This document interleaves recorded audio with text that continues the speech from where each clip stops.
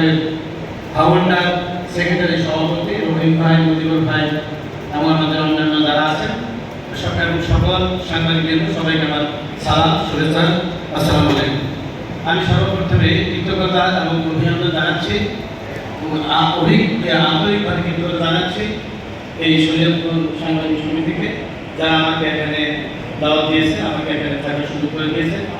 ওনাদের মাধ্যমে আপনাদের সকলকে আমি সালাম দিতে পারলাম, দোয়া দিতে পারলাম, আপনাদেরকে আন্তরিকভাবে কৃতজ্ঞতা জানাচ্ছি। যারা নির্বাচিত হয়েছে প্রেস ক্লাবে কোন প্রতিদ্বন্দ্বিতার মাধ্যমে, আমার মনে হয় সর্বপ্রথম নির্বাচন প্রেস ক্লাবে এখানে যারা বিভিন্ন ভোটের ব্যবধানে নির্বাচিত হয়েছে তাদের সকলকে আমি আন্তরিক অভিনন্দন জানাচ্ছি। এবং অন্যান্য সাংবাদিক যারা নির্বাচিত হতে পারেন নাই, আবার হয়তো এক সময় আপনারা হবেন।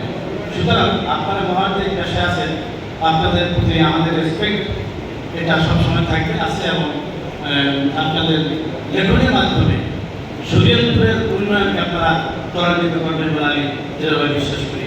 আমাদের এখানে ঢাকা শরীয়তপুর সমিতির সভাপতি, ভাবন্ডার সভাপতি ওনারা আছেন। আমি বলবো যে আপনারা সবসময় আমাদের কাছাকাছি থাকেন এবং আমাদের নেতৃবৃন্দের পাশে থাকেন। সুতরাং আপনারা এবং আমাদের শরীয়তপুরের আমাদের আবুল হোসেন ভাইয়ের নেতৃত্বে এবং রবীন্দ্র সেক্রেটারি হয়েছে তাদের নেতৃত্বে যারা নির্বাচিত হয়েছেন, আপনারা সবাই মিলে শরীয়তপুরের বিভিন্ন সমস্যাগুলি তুলে ধরবেন। আমাদের মাননীয় শহীদ মহোদয় আছেন, আমাদের এমপি মহোদয়গণ আছেন, আমাদের জেলা পরিষদ প্রশাসক মহোদয় আছেন। ওনারা ইনশাআল্লাহ এগুলি উন্নয়নের কাজগুলি অবশ্যই অতি দ্রুত গতিতে ত্বরান্বিত করবেন।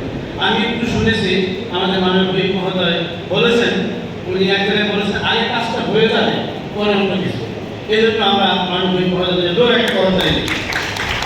শরীয়তপুরের উন্নয়নের জন্য আমরা একজন অভিজ্ঞ আমাদের নেতা পেয়েছি, যে মাননীয় প্রধানমন্ত্রী জনাব তারেক রহমানের অত্যন্ত আস্থাভাজন বিশ্বস্ত আমরা সকলে জানি।